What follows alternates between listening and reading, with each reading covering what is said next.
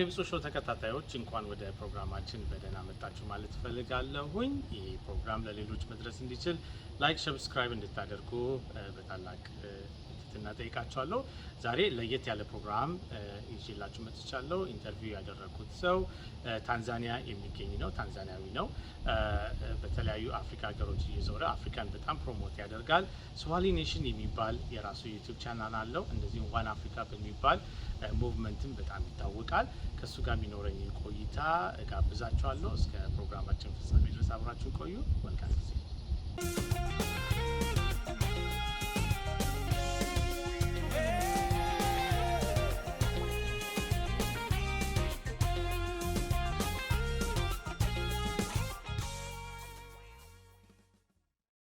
Again, Micah, thank you so much for joining me. I really appreciate your time. I know how busy you are.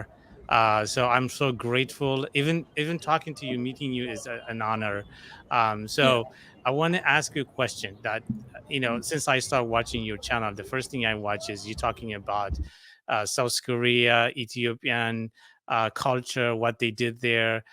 So my first question is how did you end up in South Korea? Appreciate, man. Thank you for having Yeah. me. I'm excited to be here, and I can't wait Thank to you. have this amazing conversation. So I went to South Korea in 2013. Soon after I graduated from my high school, I got an opportunity, from the Korean government scholarship. Wow. They kind of like every year they give to different countries around the world, and in Tanzania they give like to 2 students each year. And in that year, I was lucky enough, and God's willing, I got a chance. So I went there and I learned Korean for like 9 months. And then I took my bachelor in economics for like 4 years. And Okay. then I worked a little bit. And then I started to do what I'm doing right now. So basically in total, I lived in South Korea for like nine years now. 9 years. And now I'm Wow. in Tanzania. Yeah. Okay. So is it hard to learn the language? I know your Oh, native language is Swahili. English yeah. is okay. Then learning Korean is, I'm sure it's going to be very hard. So first of all, man, for me, it has always been difficult to learn language. Okay. Even English, I struggled a lot. Like I started to learn English when I was in South Korea, actually, because I realized that people cannot speak Swahili, so I need to speak English. So I was learning English and Korean at the same time. And starting Korean, it was crazy. It was Mhm. really hard. Like, to be honest, I was the slowest learner you could ever imagine in the class.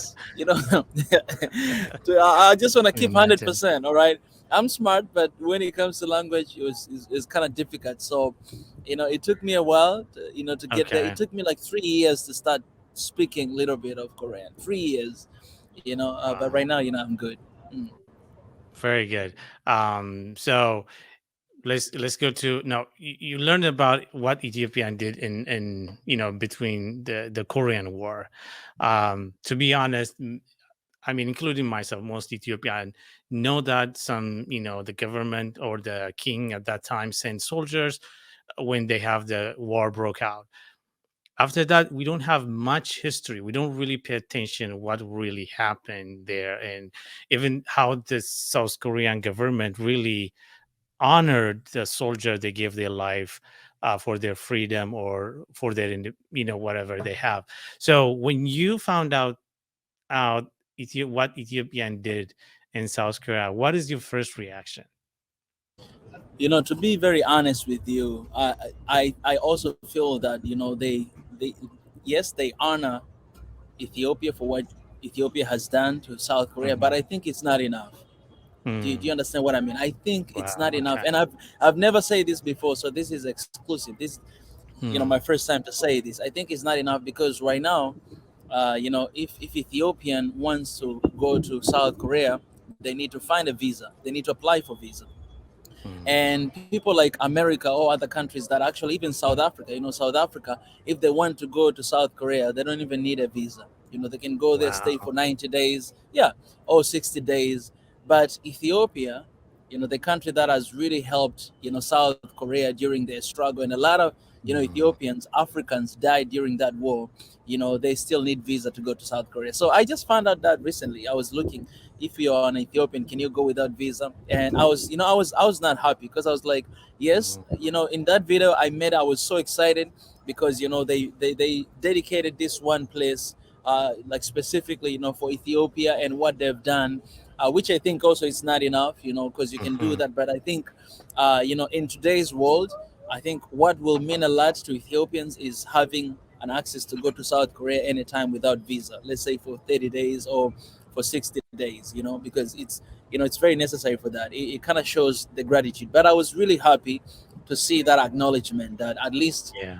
they recognize that, Africa, Ethiopia has helped us, and we honor them by dedicating this one, countryside place, for Mhm. Ethiopia. It's kind of like a little Ethiopia village there. Okay, well, it's good to know that. To be honest, it's your video. What you did makes me aware of. Even there is a village dedicated to, somehow I figure out that there will be some kind of statues there, to represent, Ethiopian. But I didn't know.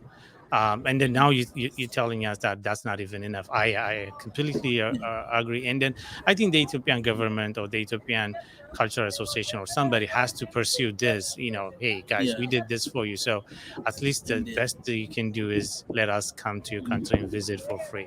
That's a very good point. I want to shift to One Africa now. The One Africa vision is a great vision, which I really inspired by.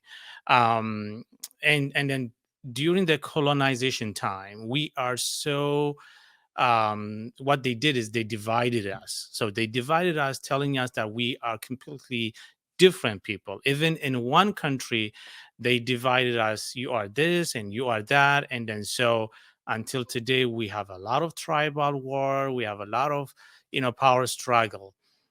But the One Africa vision is a vision that every young African should have in their heart. So, how did you come up with this One Africa vision? Even before No More movement, your movement is already spreading out. So, let's talk about One Africa vision. How did you come up with it? What's the goal of One Africa vision? So, so thank you so much for asking that question. Yeah. You know, the thing about Swahili Nation One Africa, and specifically One Africa, that vision, it has been there for over 9 years. Mm, And the first time I felt that, it was the time that I went to South Korea. I left Tanzania as a Tanzanian, but the moment I went to Korea, everybody didn't recognize me as a Tanzanian. They were calling me African. wow. That African, that African, that Yes. African. So Yes. when you get outside of Africa, people, they call us Africans. Some of Mm, them, they don't even care where we're coming from, because they only know Africa. They don't even mm, know. They're not even sure. But as long as they see you're black, you have a dark skin, they call you African. So I yes. think that it kind of like awakened me a little bit, that, oh, so these people, they see me as an African, and they include everybody here as an African. It has a good side and also bad side. Bad side is, when one African do something bad outside of Africa, Oh, they say Africans, they'll, yeah, everybody's included. So yeah. at the beginning, I didn't really like, to be very honest with you, I didn't like. So my mission, it was to introduce Tanzania to Korea.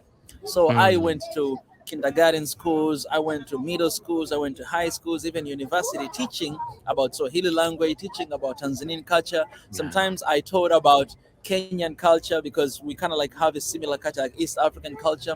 So I did that for many Mm, years until, uh, but until 2000, I believe 2019. Like, mm, early 2019, I was just doing that, and I was so proud to be Tanzanian. I was so proud to be, coming from this side of East African. But people, they never stopped, addressing me as an African. But I was happy, because until that time, everybody knew about, mhm. Tanzania, because I got a chance to go to different television shows. I'll share with you the link, you can see, to Okay. introduce about my country, to introduce about my people.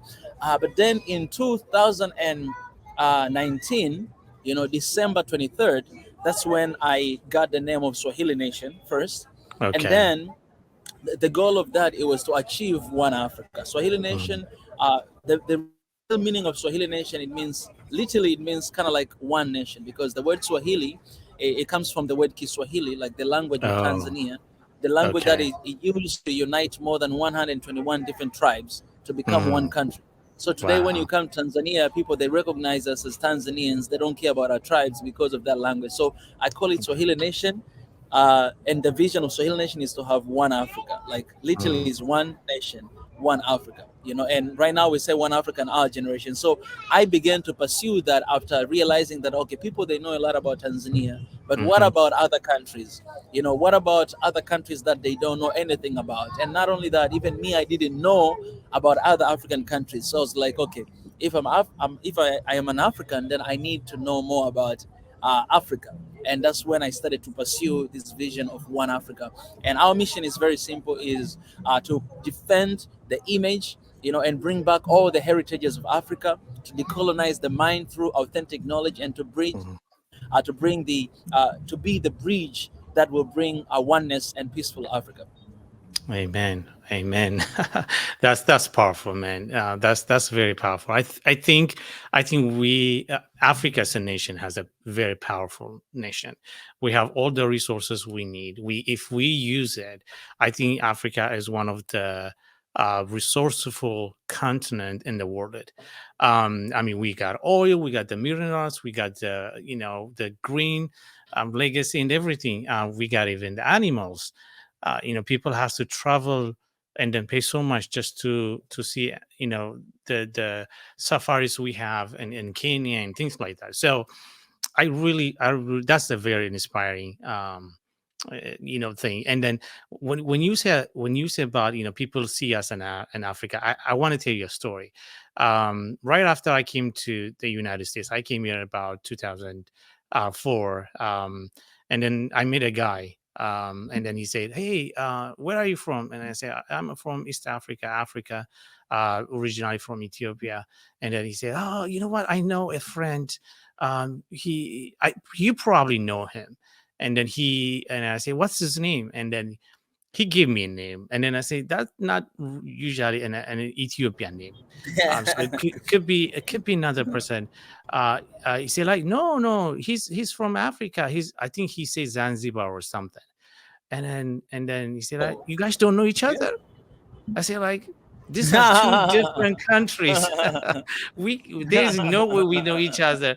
Yeah, And then I yeah, realized that the same thing what you said. Oh, they see us African.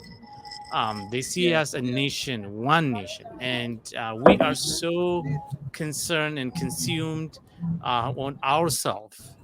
We forget about our Yeah. brothers in the neighboring You know, countries. So it's pretty interesting, because they are the one who actually came and divide us, all right, and separate very us, true. so Very that they true. may rule over us. But at the same time, they recognize us as one. So if they, because that's the reality, Wow. that's the reality of Africa. You know what I'm saying? So True. True. if they messed up, our land and our identity as one, and now we have these 54 different countries and different tribes, and we feel like we're not one people. If they mess that up, but at the same time they still recognize us as one, why don't we hang Why don't on we? That's a onto good that? point. Exactly. Why don't we That's a good point. accept that we are actually one people? Because even them, that's how they see us. If you're in the diaspora, you will know Mhm. that nobody will even bother to call you, "You're from Ethiopia." No, they just say Africans. That's Mhm. what they. Mhm. That's who we are. If they do That's that, true. why don't we? That's very true. I when people ask me, when I used to answer them, "Hey, where are you from?" And I'll say, "Hey, I'm from Ethiopia. I'm from Ethiopia." Then I start saying that, "No, I'm from East Africa," because people need to know that we are from somewhere um, recognized as a continent. And then I ask first, I said, "Oh, I'm from Africa, originally from Ethiopia." So this is how we should. And then when you talk about, how they divided us, look at, for example, like Eritrean and then Ethiopian. As I mean, the same kind of food, same kind of dress, same kind of, skin, everything. Look at on Ethiopia and Somalia. They have Ethiopian Somalia and the Somalia. Kenya, there is Kenyan Oromo, Ethiopian Oromo. They speak the same language. Benshangul, Gambela. You go there, we are one, and then they did divided us. That's true. And then also, why don't we recognize that we are one people, that we need to support each other? It's still a puzzle. But I think this movement will change a lot of young people. I think this young generation need to realize that we not like our bad past. We have a better Yeah. future, and then unless we Yeah. work together, we cannot do that. Especially now, I want to talk about, especially you posted a couple of days ago about African immigrant held in Morocco, Spain border or whatever, which is really heartbreaking, you know. And then we saw a massacre in Ethiopia. I mean, more than 500 people just killed, like animals. Those are the story that we really painful for us, especially after what happened to Rwanda. It should be a lesson to leaders and Africans, um, how to change that. To change that, our brothers being killed in a foreign country, thrown in the ocean. We heard the story that is familiar with us now, that immigrants in both sink in Italian coast. 200 people died and things like that. What do you think we need to do to move out from that? I tweeted something the other day, on Twitter, and I will start addressing the Moroccan Spain border issue, and then I'll come to Ethiopia. I Okay. said we cannot change Africa by running away from Africa. And this year, when we started in One Africa, we said that we're gonna be brutally honest with ourselves because we need a Mm, change, and if we need a change, we need to tell each other what is wrong.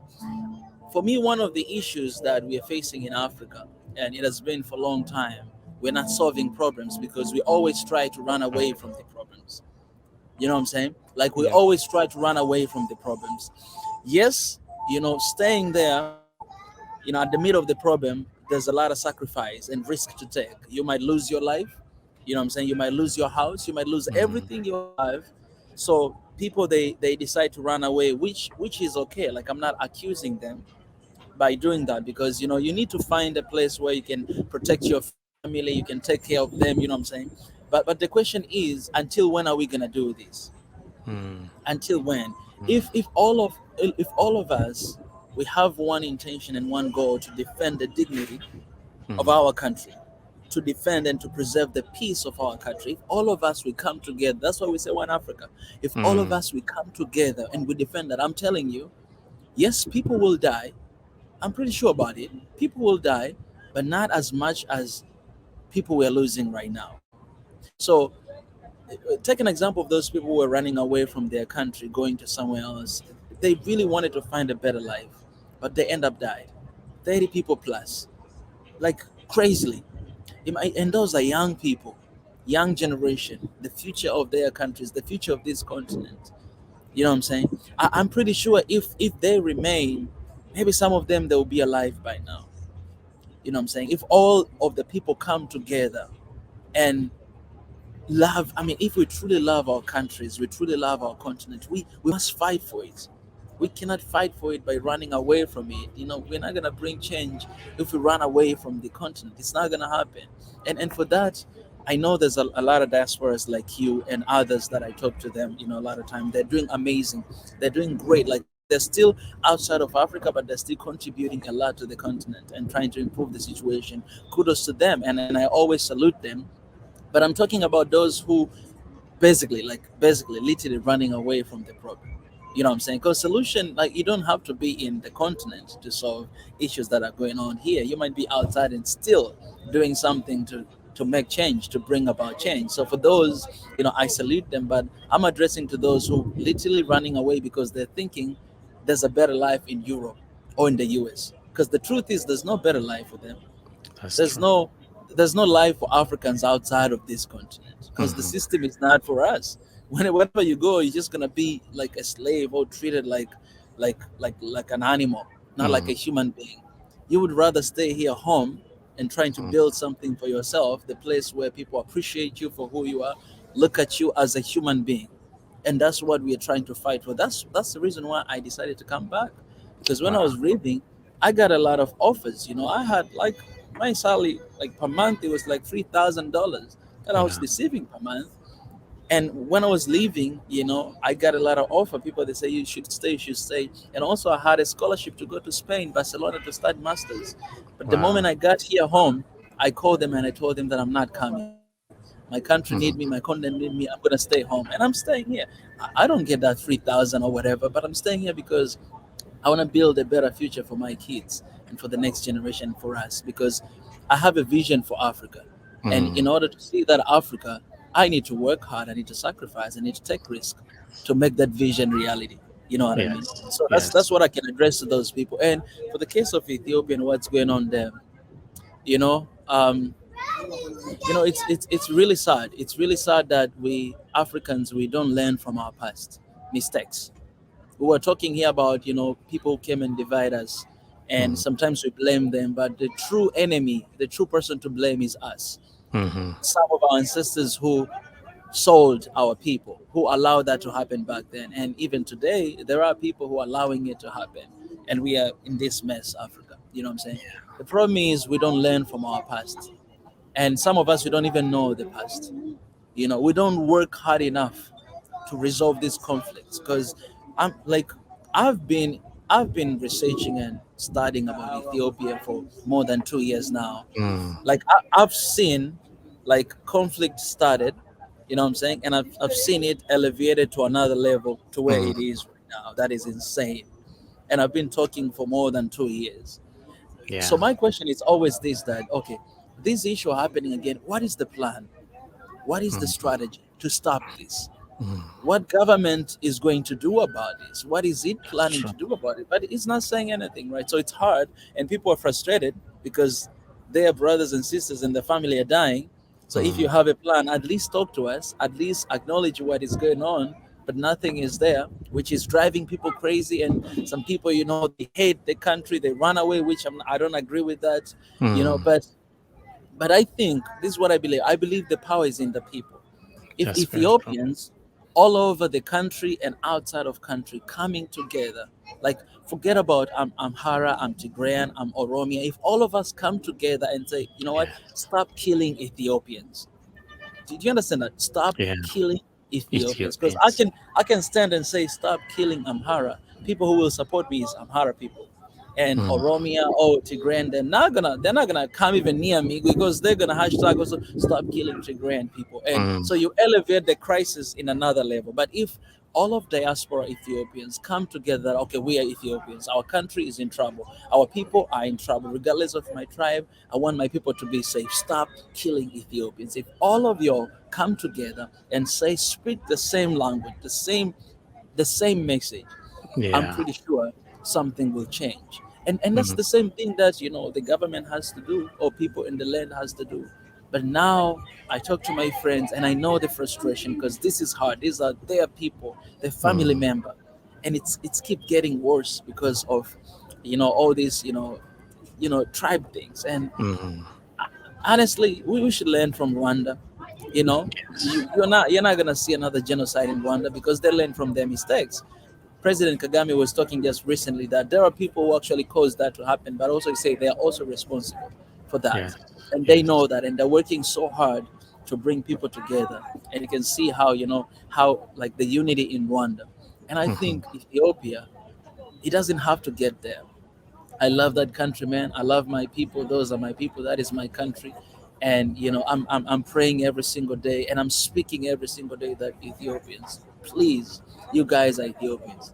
We need one Ethiopia. Yes, Mm. people might continue to die, but let's continue to speak this message, because the more we speak, the more people will listen. Yes. That's very true. I think we when I grew up in Addis before coming to here, and I went to high school, I went to elementary school there, and still most of my friends I don't even know from which tribe they are, to be honest. And somehow there's like they planted a bad seed in the young generation that it only matters your tribe. And then the fact that we're not going to change anything by killing other people from a different tribe, the fact that we're not going to make a difference or live happily ever after wiping out one kind of tribe, the fact that we don't really understand that is so painful, that we end up this kind of generation.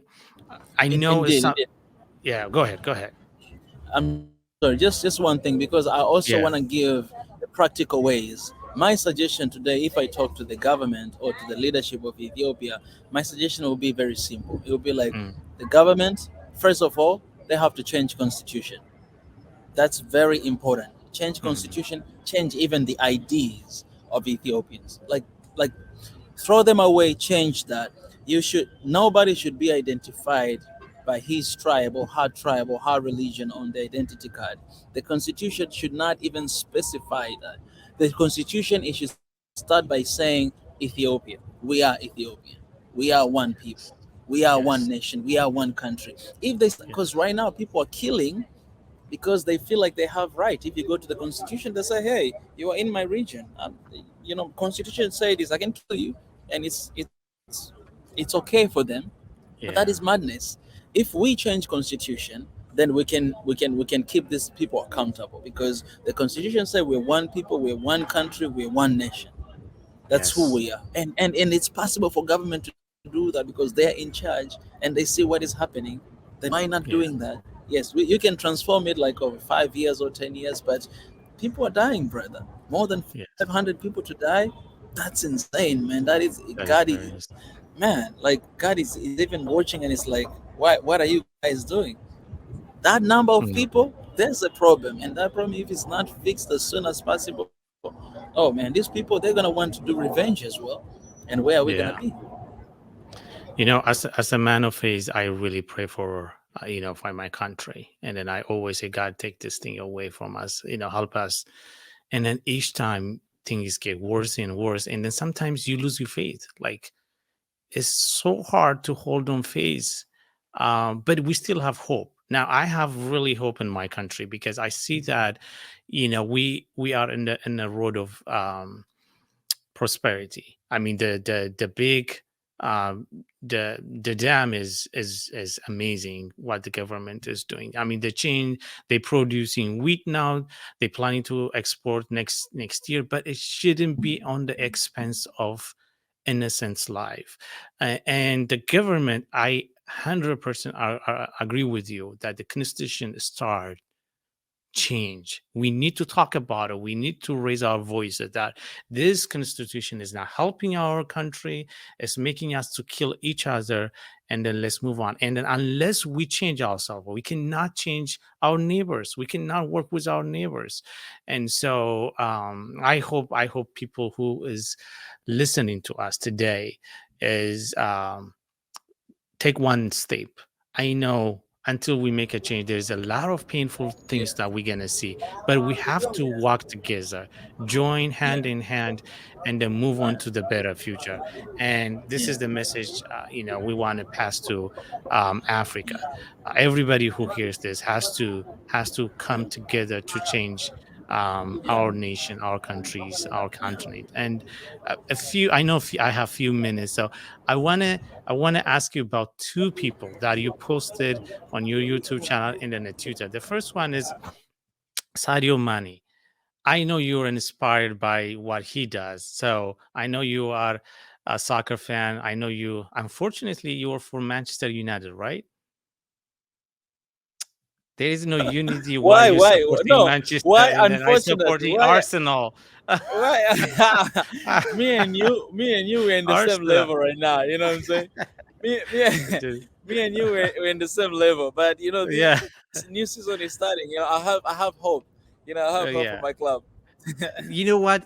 I really looking forward a day that African focuses on African football, about South Africa, about Ghana's Oh yeah, clubs, and then we fight about yeah, them, not yeah. for the anyways, that's a different topic. So you posted what he does with his money, and Mm, I think I think that's inspired a lot of mm, people who can invest in their continent. Like people Yeah. who are, I know a lot of rich, Africans, doctors, professors, people who has investment in this country, but this everything stays in here. They pay taxes and then that's it. No school opening, no helping their villages and things like that. So, you know, what do you want to say about Sadio Mane? I called him God, like greatest of all time. You know, Hmm. for me, I think we we really we devalue Hmm. the meaning of God. I'm saying if Hmm. somebody has scored many goals, playing really good football, we call them greatest of all time. But I think Hmm. it's about the attitude, it's about the dignity, honor, respect, and everything. It's the full package of what the player is doing. Hmm. Sadio Mane, you know, that guy, he's such a human being. Like Hmm. it shows that there are people who are very successful who earn a lot of money, but still they don't forget where they're coming from, and they do not forget their people. For me, my wish is Sadio Mane to become a president of Senegal one day, because I know he's going to transform that country, because he has been leading by example. True. He has a lot of Very money, true. he has a fame, he has everything that everybody wants or needs, but look at how he is. He's too Hmm. humble, because the problem of Africa is power and money. Once somebody get money or get power, they change. Sadio Mane, he has both, but he's the same human being. Those are kind of leaders we need into this continent, and those are Yes. kind of Africans that we need, that will invest into the continent. Think about the neighbors. Think about others. Just today, somebody commented something. I posted something today. I want to read this because I think it was really good. I Hmm. posted something here today, and let me read it for you. I know you will love Sure. this comment. Um, where is that comment? Yes, right here. So I posted something about, yeah, the same thing that I said. This was my comment on Twitter. I said the truth is we might not be slaves today, but our continent is a slave to the rest of the world. If that's the case, what does that make us? And this guy, he commented, he Wow. said, the problem we face is that just as the house slaves didn't work as hard as field slaves, and as a result viewed slavery a bit differently, so it is today. Mhm. Some of us are more comfortable than others, and we want to continue in our comfort with little care about those of the race who are not doing as well as we are. Wow. That's Wow. exactly what That's a Sadio Mane. very. Yeah, that's exactly what Sadio Mane was doing. That I might be a little bit comfortable because of the income and the life I have, maybe outside of Africa or even within Africa. But what do I do to others? Because I always say, if your neighbor is not at peace, you cannot be at peace. We have to think collectively. This True. individualism is not our culture. That's the Western culture. Like individualism is, most of our countries. We started from socialism. What I'm Hmm. saying is we just need to care for one another. We just need to lift each other up. Africans, we need to stand for Very one true. another. We always need to represent one another, to defend one another. Ethiopia is going through trouble. We have to stand with Ethiopia. Congo is going through trouble. We have to stand with Congo. If Yeah. Tanzania goes through something hard, we have to stand with them. And that's the mindset that is going to shift and transform this continent. Wow, powerful, man. Thank you for sharing that. The other person I want you to talk about in a few minutes, maybe 1 or 2 minutes, is um, Thomas Sankara from Burkina Faso. You know, we I never pay attention until I watch your video, Oh, and we lost a man who can transfer Africa in a very short period of time. It was really sad that the former president of Burkina Faso is charged with his murder, yeah. and w- we we killing each other, killing a great leaders of Africa. Haile Selassie being killed by, Derg or Mengistu. Uh, it's not taking us anywhere. Look where Burkina Faso is today. I feel like they're still in French colony. Why? Because they removed their great leader. Same thing with everybody. So talk about that legend, Thomas Sankara. Man, my brother, it's really sad. It's really Mm, sad. Very young leader, That's just an evidence that we need a lot of young leaders who can transform this continent and have great vision for this continent.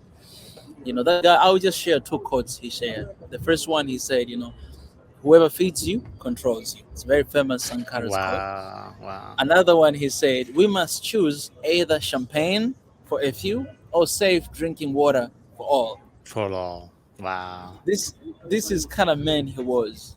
He was kind of Mm, man that he was riding a bicycle because he wanted to talk to farmers. He wanted to talk to his people. He always mm, wear those, military clothes because he just that's who he was. But also he just mm. wanted to be close to his people. He would go anywhere, like on the street, just start a speech, a little speech to talk to people. He was man of the people. That's what we are lacking these days because we have leaders of the palace, people who just enjoy to stay in the palace or to travel here and there, but they're not going to talk to their people, to listen to them, you know Yeah. and it's a huge problem in Africa. And not only that, I said we should not embrace individualism because that's not our culture. Even if this is sad, but even if your leader is not doing what you expect them to do, you should stand with them. Yes. Because if in your country you have like 5 years election or 4 years, then you just gonna need to wait because you're the one who voted for him. Or if Mm, he's there, he's there. You're just gonna need to wait until that time comes, and then you can choose another leader. Or if there's something that legally, maybe you can whatever impeach the leader, you can do that legally. I'm saying, to do that. But what is sad is that we have people who are turning against our own leaders. Turning against our own leaders because of the power and money, and kill them. And the visions that they started with, they don't get anywhere. And that's we have been seeing that in Africa again and again and again. And that's why our hope, we wish that our people, man, will care for one another, will love for one another, will fight for one Africa, will fight for great leaders. Because, man, there's no perfect leader on this earth. We were talking about Ethiopia area with the issue that is going on, but I gotta be honest with you, man. There's a lot of great projects are happening in Ethiopia. A lot of great projects that I went there, I saw, and I spoke to my YouTube channel, tell everybody what is going on. But people right now, they don't even think about that because of also amount of number of people who are killing. It feels like this is taking away all the good work that the leadership is doing there in Ethiopia, and which is sad. So we need to balance. And at the same time, we also need to be fair, because sometimes we put our leaders in the position of God, and they're not God. What I'm saying? We have to work, they have to work in order to bring change. What I'm saying? So True. True. I just hope that we'll have more, more Sankaras, in our generation, more Yeah. Nyereles, more Selassie. Yeah. Yeah. There is a verse I really like from Hebrew chapter 11. It says, phase comes from hope, not have faith. And then so I have to have faith in Ethiopia. I have to faith in Africa, that one day I have to have hope to have faith in Africa, that one day this nation will inspire. I mean, this continent has able to feed the world, but we are so dependent on aid, we completely forgot who we are. And I feel like I heard a story said a guy find an egg and then give it to the chickens he has. So when the egg, come out, the egg turned out to be an eagle, but it's eating like chicken because the eagle grew up with the chicken. It's eating like chicken, it's walking like chicken, and then always he look up and then say, I wish one day I can be with like that eagle. It's the same thing. We grow up with this mentality that we have to depend on aid, we have to depend on foreign aid, we have to depend on this war and everything, and we forgot who we are. The most amazing thing I read in one thing is most black slaves during the slavery time were the inventor of a lot of invention today, but because of they are slaves, the invention they did was by name of their masters. And then so this is how powerful Africa is. And it's my prayer, and then we start one day it's my prayer, and then we start one day we shine our lights to the world. And so um I wish we're gonna have this conversation some other time as well. But I really appreciate your time. I love your background, by the way. It's really nice. I want to be outside. It's so hot in here. So, but if I give you 1 minute, if you want to share one thing, I will give you 1 minute, uninterrupted. Send your message. Yeah, I appreciate my brother. Thank you so much, first of all, for an amazing conversation. I'm always honored to talk about Africa. But Yes. most importantly, I hope our young generations listening out there, because we have power to stop every madness that has been happening in Africa. That Mm, power is in the people, not mm. in anybody else. It's in the people. And if people we are tired of what is happening in our countries in Africa, then we must do something about it. That's why we have campaigned this in Swahili Nation One Africa. Be the change that Africa needs. Change to change. I can only change the situation if I change first. If I want to change my country, I have to change first to change everything surrounding me. And so that's my call. That instead of pointing fingers, instead of finding what is the problem, you have to see yourself as a problem first of what is happening, and you have to fall in love with the problem in order to solve that problem. We can't run away from it. We have to face it. There's a risk, there's a sacrifice. We must be willing to go through that if we want to see change in this continent, and our kids and the next generation will be in a much better place than where we are right now. Thank you, Micah, and thank you everyone for watching this interesting, actually, and then also life changing conversation. We are sons of Africans, so we need to.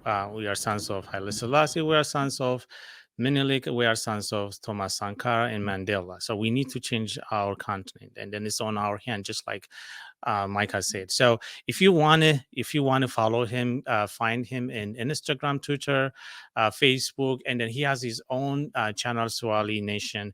Please follow him, encourage him, be stand with him. We love you, brother. Thank you for everything you do. Next time I'll talk to you, we'll talk about your stay in Africa. I mean, in Addis Ababa. Actually, I was looking forward. I was in Ethiopia at the same time you were there, but Oh, you got COVID and then delayed.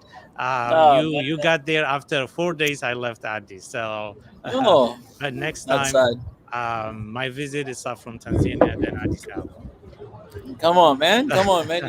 You got your, how can I say, you got your body here. So Yes, anytime. definitely. That's Yeah, definitely. Thank you so much. God's blessings. Talk to you soon, buddy. appreciate it. I love you, my All right. brother. See you soon. Thank you. All right.